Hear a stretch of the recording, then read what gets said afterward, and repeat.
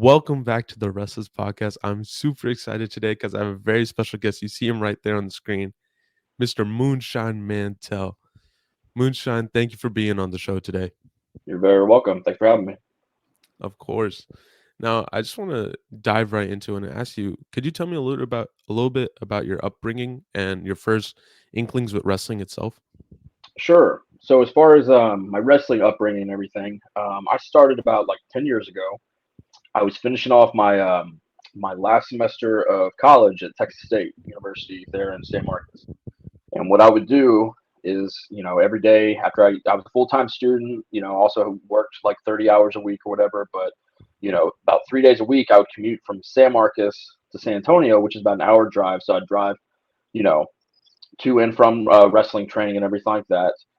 Um, Once I started my training, it wasn't long before I had my first match, and man, it just feels like once I had my first match, I was about maybe 2 3 months of training, maybe tops, and then once I had my first match, it was like I hit the ground running, man. I just from there, it was like every weekend my trainer at the time, Rudy Gonzalez, he would just take me on the road, and one weekend we'd go to Tennessee, one weekend we'd go to Louisiana, one weekend we'd stay local and be more but it was just every weekend. It was just, hitting the ground running. And I really, I'm appreciative and thankful for, having that opportunity with my trainer who just like, took me on the road and just got me experience just like that, because most guys and girls, once they get trained, they're kind of thrown out there like, you're kind of on your own to get your own bookings and stuff. So I'm very appreciative and always be thankful for that.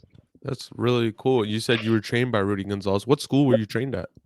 So that's the thing. I had a few different trainers. So first, I trained at Texas Wrestling Academy there in San Antonio, and then after I did some training with Rudy, I moved over and I started training with Funaki. He used to have his own dojo there in San Antonio. Now he's a part of the Hybrid School of Wrestling. He's a coach there. And then after that, I actually through Funaki, I was able to create an opportunity to go over to Japan, and I actually got to train at the Kaientai Dojo in Chiba, and that was under Taka Michinoku. Wow, those are huge names in the wrestling business. What was it like to work under them? Oh man, cool. It's kind of surreal, They're very with those guys. It's just like people don't realize how good they are. They came to WWE and they had to transition their style, but Funaki and Taka are legit badasses. I remember going over there and just for an example, like Taka before, he's the oldest guy there, but before the shows, he's doing the most vigorous workouts. He's sitting there on the ab wheel doing like 100 reps like it's nothing. He's sitting there just doing Hindu squats. He's just like kicking his ass before every show, and I'm just sitting there. I'm like, man, this guy, even after all the years he's been in the business and all the wear and tear and everything, he still outworks, more than half the people I see in the locker rooms back home. So, training under those two individuals, it was really cool because it made me up my game. It made me see what kind of what hard work really was, grinding and just dedicating strictly to wrestling and getting them better overall fitness. And it was just it was a humbling experience overall because you're just very nice individuals, but at the end of the day, they're badasses. Definitely, definitely. And that's kind of how I see you. You're a very kind individual, but you don't want to mess with Moonshine Mantel. Here's what I say, man. You're a beast. I'm afraid. I'm a friend to anyone, man. But when the bell rings, you step through the ropes and everything like that. It's a complete 180. I'm turned to a completely different person. And there's just kayfabe or not. It's just you can ask anyone who's been in the fucking ring with me. It's just when that bell rings, it's someone different who walks through the curtains and everything. Definitely, definitely. And you said when you got started, you and Rudy Gonzalez would travel all across Texas and even into other territories like Louisiana. What do you Yeah. remember from like your debuts and your first early matches?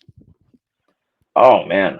So it's you really don't at that point you're so green, you don't have much to experience to go off of and everything like that, so you're going into different territory even though it's in a different state. At this point, every crowd you're in front of is a new crowd to you, so it's not as nerve-wracking as it is going in for that new crowd for the first time and everything. So it's because it's literally every time you go out there that night it's a new crowd because you've never done this in front of them before. um the whole experience of just getting on the road, I mean, we literally, just to give you an example, one time we drove from San Antonio, Texas, all the way to Brooklyn, New York, Yeah. So I mean, Wow. like when I say we got on the road, we did some trips, man, and that trip in particular, we went from San Antonio all the way to Brooklyn, from Brooklyn all the way to we did a show in North Carolina, and then Carolina back to Texas, and this is all in the first like handful of months I'm doing all this, but just being on the road, getting the experience, paying your dues, so to speak, and everything like that, and just not only being in front of a different crowd, but being in front of different opponents. Because all of a sudden, it's not the same person or the same locker room you're in. You're in a completely different locker room, with completely different individuals from completely different regions. So, it helps you step your game up, man. And like I said, I was very fortunate, that young in my career to have someone to, take me along and get the experience.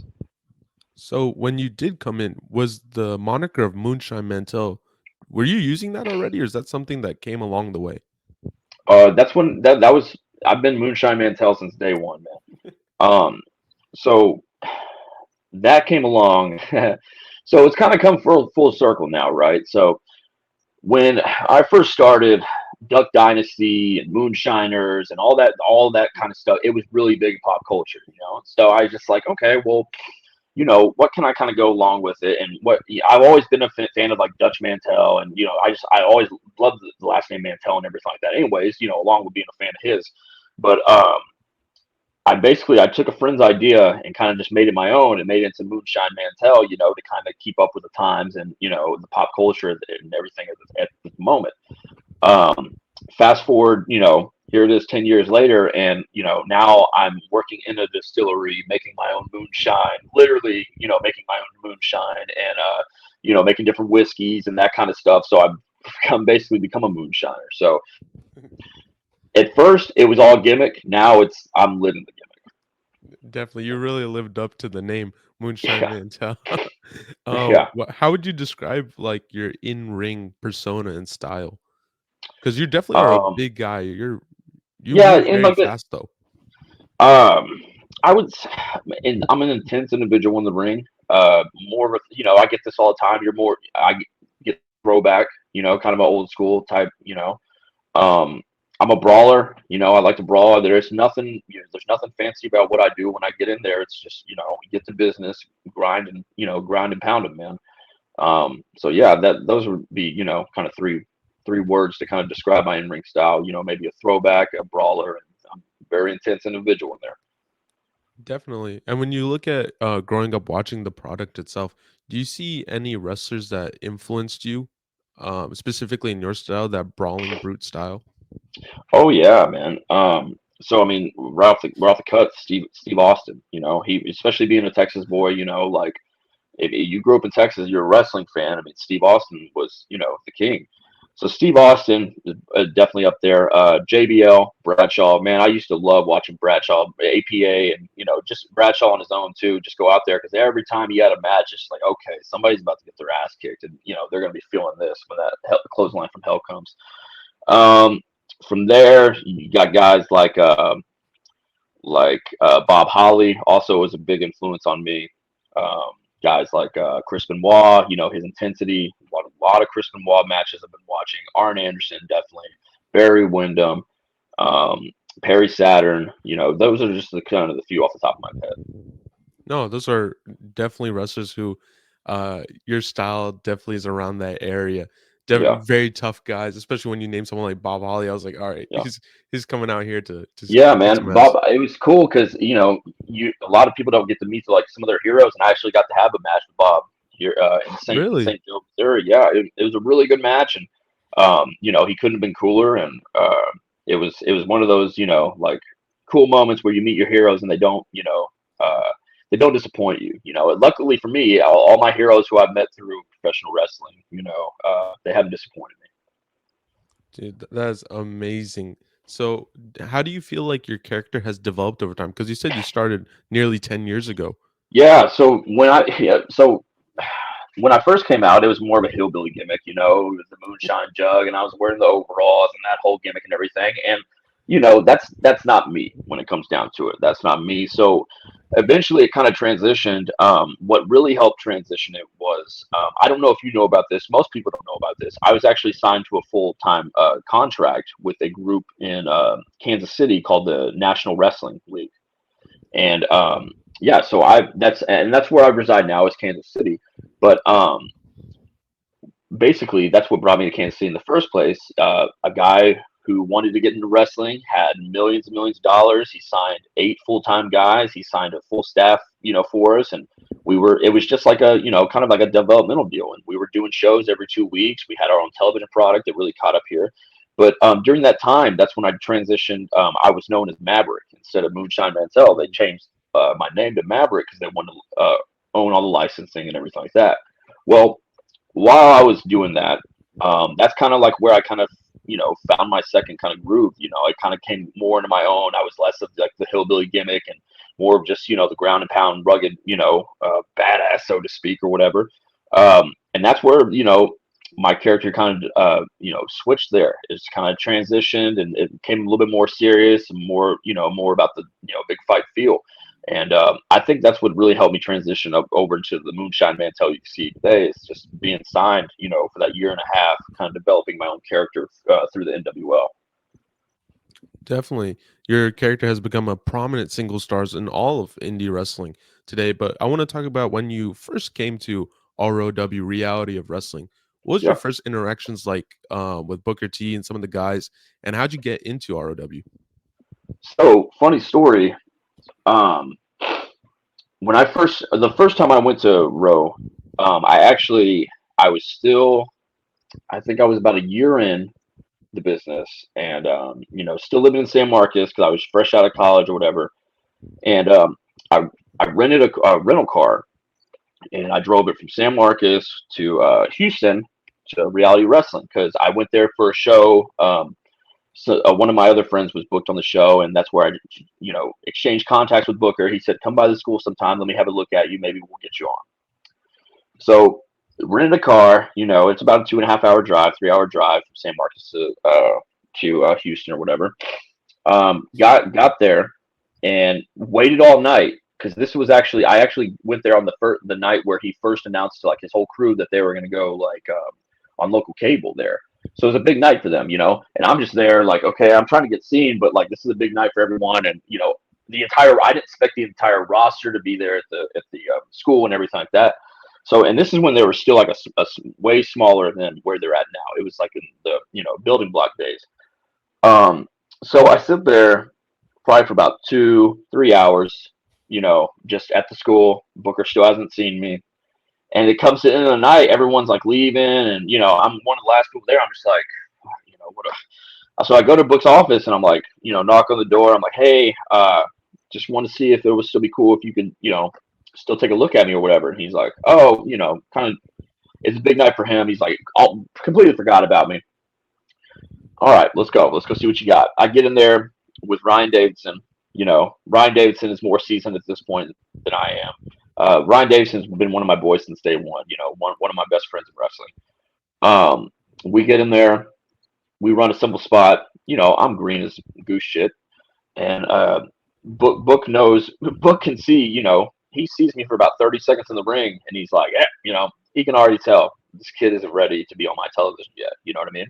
So, it's kind of heartbreaking. So I drag all that time, spend all that time there or whatever, just to be seen for 30 seconds and sorry, kid, thanks, but no thanks. And basically what he told me was, you come and train at my school, and then, we'll season you a little bit and we'll get you ready for that, to be on row. So, I took it for what it was. I was like, you know what? That's cool. I'm going to keep doing my thing. And, eventually I'll get to row. So I would tell you that story to fast forward, years later. This is about 6 years later. This is after Japan. This is after being signed with NWL and everything. This is actually right after I moved back to Texas, after being let go from NWL.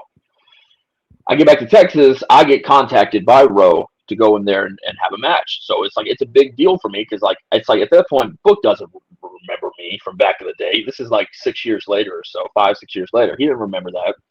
So they invite me in. I go in there. I have a match with Ryan Davidson. We have a match. He's the Texas champion at the time, and I thought it was just going to be one and done match, and that's it. You know what I mean? So we have our match. And what they ended up doing, they say no, we're going to be next month, and I'm like, okay, cool. And they had me running back with Brian again, and little little to my knowledge, I didn't know I was going over that night, and they're putting the title on me. So I come back to that second time, and I'm starting, bullshit beforehand and everything. And after I'm talking to Davidson for a little bit, he's like, "Oh, you don't know, do you?" And I'm like, "What do you mean I don't know?" And he's like, "They're going with you tonight." And I'm like, "Are you what? Are you kidding me? Like, I'm not. They don't put a lot of stock in people who aren't from their school, right? They don't. They're not going to push the people who aren't of their own like they are. The people who are. So at that point, I'm just like, this has to be wrong or whatever. So we end up having the match. They put me over and everything like that. Booker isn't there that night. So they put the title on me. I'm feeling like $1,000,000. Fast forward, 2 days later, I get a phone call from Booker, and him basically congratulating me and telling me like, "Hey, man," he's like, "I want you to be a part of, our product, and we have big plans for you for, planned out for the rest of the year." And sure as hell, sure as enough, man, they did, dude. And, I was beating some of their top guys left and right, and that's how I was introduced to reality wrestling. So it was and it was cool because I got to tell Book that story, fast forward to one of the shows when he was there, I was just like, "You don't remember this, but, I've came to you before, and, you basically turned me away, said I wasn't ready, but I just want you to know that all these years later, putting in the work and everything and having you guys bring me in, it's just like, getting to tell him like what a big deal it was for me, because it was just like hard. It just, the old cliche, hard work, it pays off, right? And it was one of those moments where you're like, fuck yeah, I accomplish one of the goals for working for Booker T, not only just to work for his company, but to become one of his champions and have the guy personally call me, and leave that kind of, open-in relationship like that, So my relationship with reality wrestling is great. They've always treated me and welcomed me like I'm one of their own. I feel like I'm one of their own, and I will always have love and put over reality wrestling. It's one of the, not only the fact that it's one of the best places, one of the smaller companies. It's one of the best smaller companies to work for on the independents, as far as their production goes, as far as the professionalism, as far as the talent, because the talent is top notch. But also working side by side with Booker, it brings your stock up. It brings everything up, man, because he'll open your eyes a lot of the things that you don't even you think twice about, and that's what professional wrestling is all about. That's what growing is all about. So I'm very thankful for being a part of that Rowe family. That's such an incredible story. I could definitely see a movie being made about that. Oh That's yeah, dude. Yeah, that's absolutely, man. and not only that, you came full circle, you came back to Raw, but not many people get put over on their first night, but Yep, win the championship as well. yep, You're the brand for Raw now. yep. Like, And how that's does what it and that's what where it was one of those moments. It's like holy shit, like that. It was a confidence booster for sure, and it was a good way to let know that all the years I put in, all the grinding, all the blood, sweat, and tears, and whatever you want to say, and all the sacrifices, it pays off, So it was one of those eye opening moments, and something, even talking about it now, I get excited about it. Oh, that's so cool. But speaking about championships, you won the Raw championship. What what are some like what are some of the first championships you won in your career, and how does that feel? What are the memories you have about those championships? It's always cool anytime, it doesn't matter what size the promotion is. Anytime a company or, a promoter comes or a booker comes to you and they say, "Hey, we want to run with you and we want to make you our guy. We want to make you the face of this company." I mean, it's an honor. It doesn't matter what size the company is. You know what I mean? Um, so that being said, the first title I ever won was actually out of Louisiana. I was the Southern Heritage Champion for Full Throttle Wrestling. That was the first title I won, and I was like, I don't know, maybe 3, 4 months in at that point. But they saw me. I came in, one of the first shows, and this goes out to all young wrestlers out there.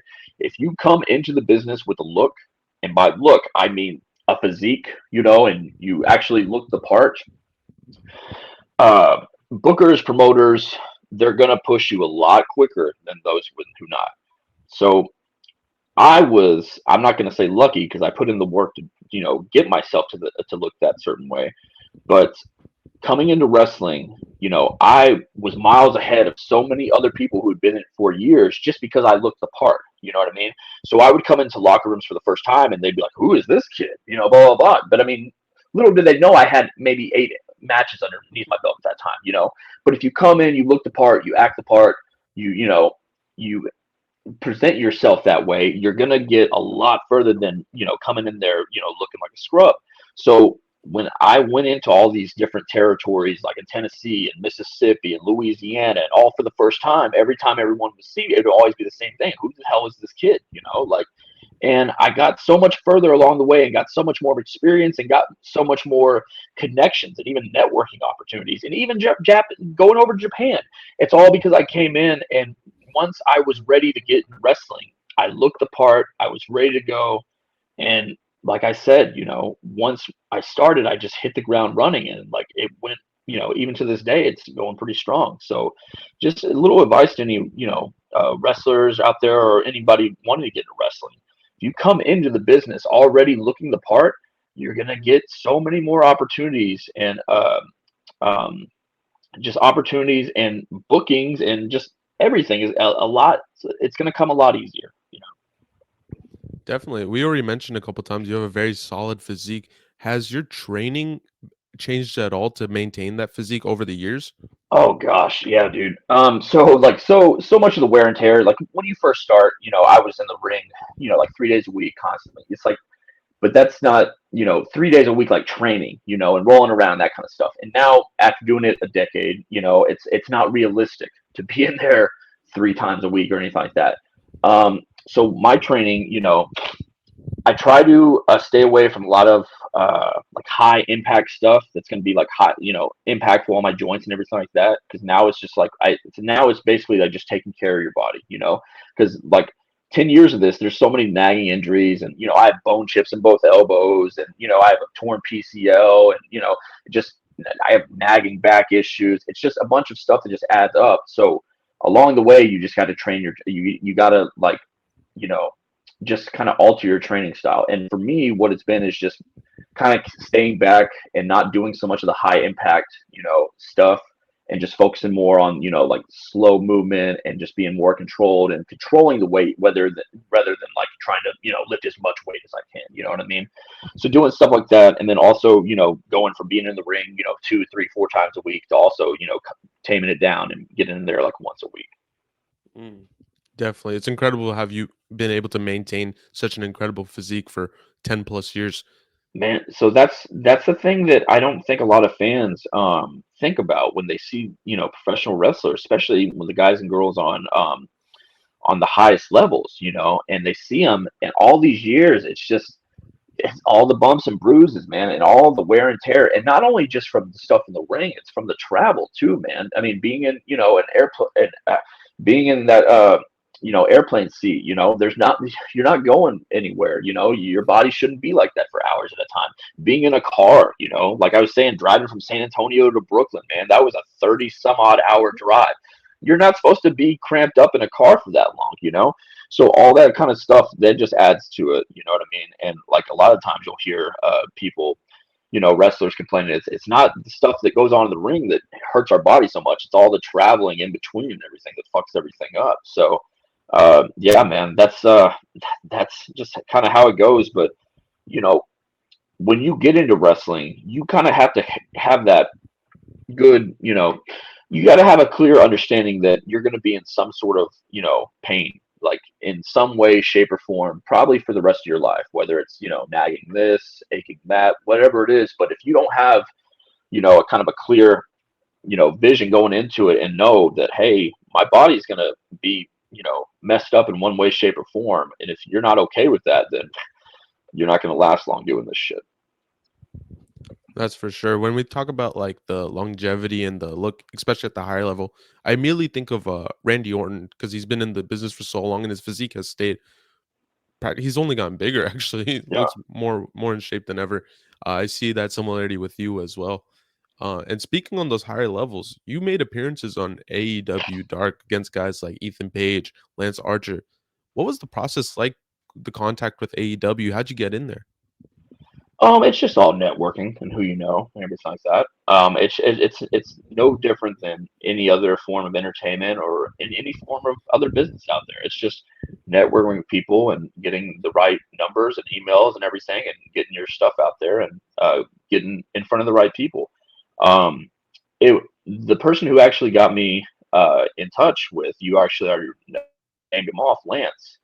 Lance has been a kind of like a mentor for like a lot of my career, and he's whenever I signed with NWL, one of the first people I called was Lance, just to say, hey man, this is what they're offering, this is the kind of contract, and just getting his opinion. Like, he's someone who I have in very high regard. Um, so Lance was actually the one who got me in touch with everyone at AEW and everything like that. But yeah, he's been a big help and uh, big proponent in my career, man. Wow, you must have enjoyed all the stuff he's been doing around the world in AEW and New Japan. He's held titles across the world. He's Oh doing man, major things. yeah, I love everything Lance does. He's a legit monster. I love the matches I've had. We've had some really good, not we had that match in AEW, which was, I mean, it was, but we've had a lot of good matches like outside of that too. We had some good ones at Lions Pride there in Navasota, and not Navasota. I'm sorry. We actually had, I think that was in Hearn, his hometown, actually Hearn. So, but yeah, anything that Lance is doing, I'm all for it, man. He's a great guy. He's one of the, and I don't mean to kill his whole moniker, but he's one of the legit good people in this business. You know what I mean? That's awesome. And when you came into doing those couple dark matches in AEW, what was it like having those matches? Um, at that, I mean, it was cool. I mean, it's a little nerve wracking going into that and everything like that, because now you're in front of you're in front of people who can eventually get you signed and everything like that. But honestly, at that point, I had matches against names, and I've been in front of this person and that person before and everything like that. So it wasn't that like nerve wracking. You know what I mean? So I was kind of like, I had the butterflies going, but it wasn't so like overwhelming, like, oh my God, like, I'm not like freaking out backstage or anything like that. You kind of stay cool, calm, and collected because you've been in that situation before. But just going in there and, just wanting to kill it, do your best. Unfortunately, with a lot of the AEW dark matches, they're a bunch of squash matches. So, people don't really get to see a damn thing that you can do. But it is what it is. And speaking on that, dark matches are usually squash matches, like you said. Do you think that is more detrimental to wrestling in general, especially for AEW as a company, or the wrestlers themselves? Um, so funny story about that, right? Do you remember a company named SWE? No, sir. So, so there was a company SWE that was around for a while, right? And its bookers, I got to work closely with Kevin Sullivan and Teddy Long. They were like the two guys booking the show. Like, we had a bunch of got people you see in AEW, Impact, XWE people. They were bringing people left and right. It was a great show, and it was really picking up steam. And I was actually one of the champions there, and I was being pushed, and I had this long thing there, and anyways, I go and do the AEW stuff, right? And they're all for me going and everything. They're like, yeah, hopefully we get you signed and everything like that, blah, blah, blah, blah. I go, I get squashed in both my matches. I come back for the SWE thing, and I'm not saying this is the right thing to do. And I know they fucked up when they did it, but they took the title off me because of it.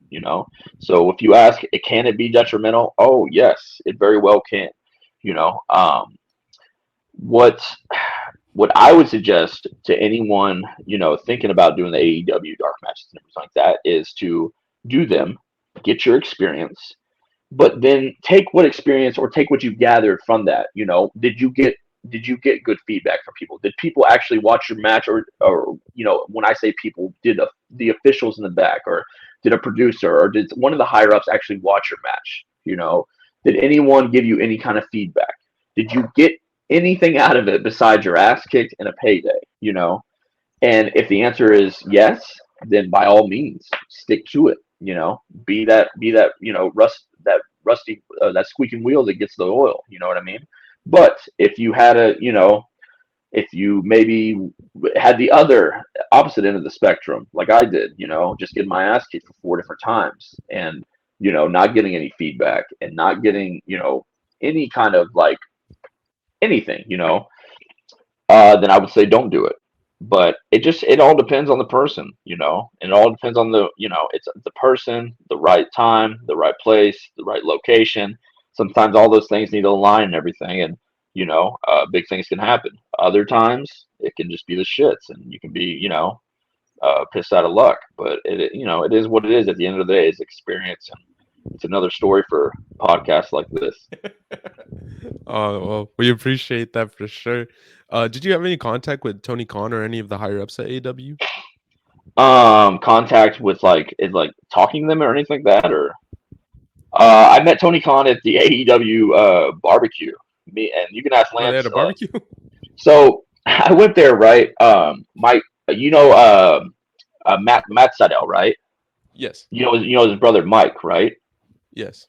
So I was rooming with Mike Seidel, and when I did my first two tapings with them, and after one of the tapings or whatever, they had this whole like barbecue place in Jacksonville, like rented out for the boys and girls and stuff. And I actually got to go there and hang out, free barbecue, free drinks, and me and Lance actually on the what is it called? The big bag toss, the cornhole toss. Yeah, we're the AEW cornhole champions. Nobody beat us. We took out about 7 or 8 people on that day. But yeah, that's when I met Tony Khan, and he's a nice guy and everything like that. But yeah, I mean, they're all nice back there, man. Everyone's cool. The difference between being backstage as WWE and AEW is just like everyone's a lot more relaxed, more chill. It's kind of just, yeah, I don't want to say it's not like, official or whatever, but it's just a more relaxed environment. You're not fucking Mhm. walking on eggshells, trying not to get in people's way or anything like that, like you might be with WWE. So AEW is, it's definitely a positive experience as far as like how they provided, for everyone and everything. Definitely opportunities, but yeah, it is what it is sometimes. No, definitely. And you said backstage at WWE could be a little bit more tense than it was at Yeah. AEW. For what reason were you backstage at WWE? Did you work dark matches? Did you get to work with some of the talent? Oh yeah, dude. I've done like I've had matches before shows and stuff like that, or I've done just extra work. I've done a lot of that, especially earlier in my career and stuff. That's kind of what got me in front of people who later got me in front of other people to get my tryout at NXT and everything like that. So yeah, man. So yeah, I've definitely done a lot of extra work, whether it be for WWE or AEW. Hmm. And I know generally wrestling is work, right? But Yeah. have you ever marked out backstage meeting someone, a big wrestler, big name, or is it just work for you? So what's funny is like to answer your question, I've never marked out to anyone because it is just I've always had the different kind of mindset. It's just like once I got into this, I had to look at things differently. But the one person I did mark out for was Ronda Rousey, and Athena, Ember Moon when she was working for WWE. She's a friend of mine or whatever. So whenever I saw her, whenever she's working back at WWE, say hi. She's like, "Oh, let me introduce you to Ronda," and I'm like, like, oh god, and Ronda was so cool. She was so nice, and like she was like, I don't know, it was one of those moments where I was just like, holy crap, this is Ronda Rousey. Like I've met Ric Flair, I've met every, I've met a lot of people, you know what I mean, but none of them made me be like, holy shit, like you know what I mean. So it was one of those cool moments. So the only person I ever marked out hardcore for and like was taken back by was Ronda. But I will tell you this: there was only one person who I was intimidated by when I met them, and he was in a wheelchair, and that was Harley Race. When I met Harley Race, man, it was just I don't know what it was about him. He had an aura about him, but you're like, this man is in a wheelchair. He's bound in a wheelchair right now. He can't, fucking move much to, save his life. But there's that little bit of doubt still there that he could just grab you and still, tear you apart with, 2 hands. So he was the only person who I met where I was just like very intimidated. Definitely. I've heard stories about the bar fights with Harley Race, and just in general, being around him is like, this is an intimidating fella. Yeah. That's so interesting that even when wheelchair bound, like the intimidation does not leave him. Yeah, That's and I mean, crazy. like, I've had matches with Haku and Barbarian, man, and like some of the biggest badasses ever, and they didn't even intimidate me like Harley Race in a wheelchair. So that says something. Definitely. And you mentioned that you were a big fan of Ronda Rousey, and when you met her, it was such a surreal experience. Are you a fan of MMA? So I don't want to say like I'm a fan, like I know, I can tell you all, list all the fighters and everything like that, but I enjoy watching it. Yeah, man, I'm absolutely. Definitely cool. And then we were talking about the bigger companies, AEW, WWE, even Impact Wrestling. Do you keep up with the product? Is that something you like to watch? Yeah, I mean, so like, don't get me wrong, I'm not sitting there and watching, 7, 8 hours of wrestling a week, but I definitely keep up with, who's winning what, who's going over, like Night of Champions last night or whatever. Right, I haven't Yeah. watched yet, but I've already know who went over and everything like that. So I keep up with. I may not watch every single thing, just because it's after a while, it's just like man, this is a lot. But I do keep up with, pretty much everything that's going on in the products. Okay. And 10 years ago, when you got into the business compared to now, what do you think about the wrestling product itself? How do you feel like it's changed? Do you feel like it's better than it was, or do you think it's just changed in a different way? So that's kind of a hard question, and the reason it's kind of difficult is because I think at a higher level, like WWE and AEW, the higher companies, I think it's gotten better, right? But overall and as a whole, right? There's definitely more jobs and opportunities out there. But I will say on the independents, it's just here's where I see the biggest difference. When I first started, it was still a lot of the old school guys and girls in the locker room. You still have that old school feel. It was a bunch of like, my first couple years, it was a bunch of fucking, you know, big badasses in the locker room and stuff. People who would intimidate you, guys who like to have a good time and drink and party and that kind of stuff or whatever. So the biggest difference I see now between like where wrestling is now on the independents and where it used to be when I first started. And I don't know if this is necessarily a bad or good thing, but it's almost like it's wrestling now isn't filled as many badasses in the locker room. And what I mean is it's just like it was just that old these guys, you just have those who would just, get in bar fights and stuff and would get in, just random fights. And it's just like they didn't think twice about it.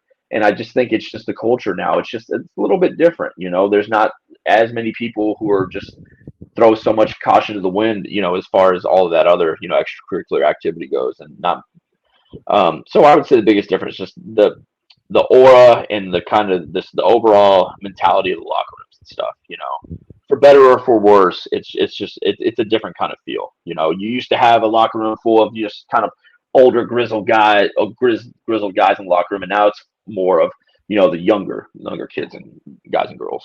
If that makes sense.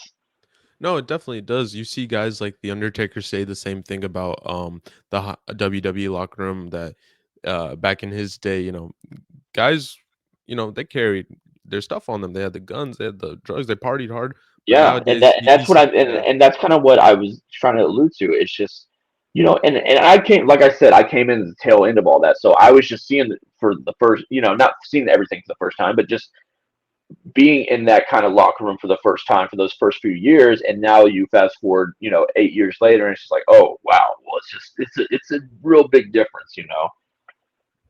definitely, definitely. And when we talk about wrestling in Texas specifically, indie wrestling or wrestling in general in Texas was a massive thing. We go back to Paul Bosch, and then you go back to the Funk Brothers, even HBK moving to school down to Texas and things like that. Texas slowly declined in its state of wrestling, kind of became a black hole for people's careers. But now you see it kind of coming back on the rise. What do you think about the state of Texas wrestling itself? I know you're in Missouri, but Yeah, no. So here's the thing about Texas indie wrestling. It's always, and you'll hear even some of the people in WWE now or in the other companies are, they'll say Texas is kind of like a black hole for independent wrestling, and I've heard that my entire career. So, and what that means, that doesn't mean that there's no opportunity in Texas to get better or to work, because there's plenty of that. There's plenty of promotions out there, and you could literally work I mean, Friday, Saturday, Sunday, every single week in Texas. There's a show somewhere, whether it be on a lucha show or whatever it is. You'll find work. So that's not what I mean when I say a black hole. For whatever reason, um, Texas just doesn't get the recognition that the East Coast does, that the West Coast does, that the Midwest does. It's literally the black hole of professional wrestling when it comes to getting, content out there. But the thing is, there's so much great talent out of Texas that when they finally do step out of Texas and they get seen by all these other people are just blown away, ACH, Keith Lee, Shane Taylor, um, who else am I? Ricky Starks. These are people. As soon as people saw them outside of Texas, they were blown away. Like, where's this talent been? And it's just like, and those are just a few names off the top of my head. But it's just that, unfortunately, that's what Texas has always been. As far as I've been in the business, it's always been that black hole for the indie scene. But by no means am I saying that as taking the jab at like anyone wrestling in Texas. It's just for whatever reason our shit down there never doesn't get out there, and we don't get the recognition we need. It's almost like the Texas hip hop scene, right? You know what I mean? Like even Exactly. like in the early 2000s, people were like, "Where'd all this come from?" It's like, no, this has been around for a while. Y'all just had your eyes and ears shut, to all of it. So it's just the talent's there, but for whatever reason, even to this day, the Texas independent scene has always just been a black hole of professional wrestling, and I don't know why. It has nothing to do with the talent. It has nothing to do with the fans. For whatever reason, it's just like one of those things. It just is what it is. And definitely, but I feel like Texas wrestling is only getting better and better, especially with something reality of wrestling. It's huge right now. Yeah, and that's the thing. It, like I said, it has nothing to do with the promotions. It has nothing to do with talent, or especially with reality wrestling. Reality wrestling is one of the top places to work in the country. And but it just goes back to it for whatever reason, just because of that black hole. And it's just I. It wasn't until I got out of Texas wrestling that I saw that kind of how small scale it was. You know what I mean? And then you realize like, oh man, like I used to take offense when people would say that, like say, oh, the Texas the indie scene, it's a black hole. I, used to be like, hey, fuck you, because I took it as a personal attack. But it wasn't until I stepped out, and so I started getting out there more in the Midwest and other territories, and that's when I've started to see like, holy crap, they're right, because it doesn't matter how great a show they have down there or how great a talent they have down there. For whatever reason, it just doesn't register. It doesn't get out there. Definitely. And earlier you spoke about working with Funaki and Michinoku and eventually going to Japan yourself and having a wrestling stint there. What do you think are some of the differences with wrestling in Japan versus wrestling in the States? Biggest difference is work ethic, um, and that position to anything uh, related to, if you compare anything American and Japanese, their work ethic, man, it's nuts. And what by that is when guys and girls want to get into wrestling, they move into the dojo, like they move in. It becomes their college, you know what I mean? It's not something they just do a couple days a week for a few hours. They go in there, they pay their dues, they're cooking for other people, they're cleaning up after other people. They literally, in the dojo I went there, certain guys couldn't go and use the bathroom, at certain times, or they couldn't go upstairs at certain times unless they had just a permission. And it's just a different beast, man, and that's why they're so damn good. And everyone thinks, oh, they're just stiffing the hell out of each other over there, and it's like, no, they're just so good. They make it look that real. You know what I mean? Because they're putting in hours and hours, whether it's conditioning or in ring work, and that's a daily and weekly thing, week after week. Um, so yeah, that's the biggest difference I would say is just work ethic and how hard they push themselves.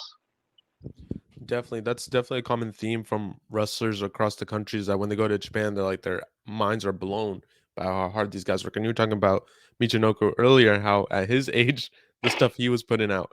That's amazing. And Yeah, before we wrap this up, Moonshine, I want to do a little rapid fire questions sure. with you. Okay, cool. So I'm just gonna give you a simple question. You just tell me your answer. All right. All right. All right.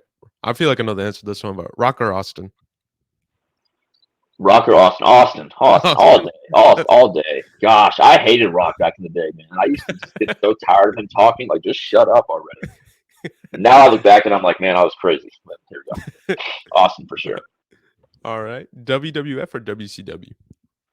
Woo! I grew up. I first started a WCW boy, so that's what got me in. Sting and NWO hooked me, and then after I was hooked, WWF brought me over.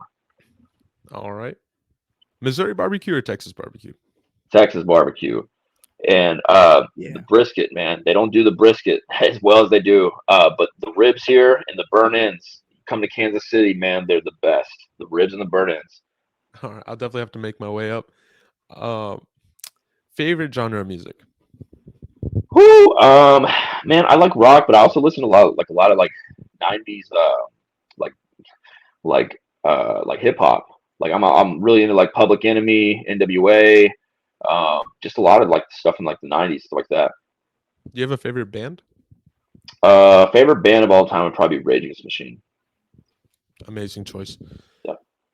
Who is your hardest hitting opponent? Ooh. Um, who has hit me the hardest, or one of the, okay, we'll say who has hit me the hardest was probably Max Castellano. And if you guys don't know him, you need to look his ass up because we had a lot of good stuff in SWE, and he and I both beat the shit out of each other. One of the hardest, or probably one of the strongest people I've ever been in the ring was Keith Lee. No one's ever chopped me that hard, and no one's ever been able to like just toss me up like I'm just effortless, just nothing. So hardest hitting Max, uh, strongest and heaviest hitter Keith Lee. All right.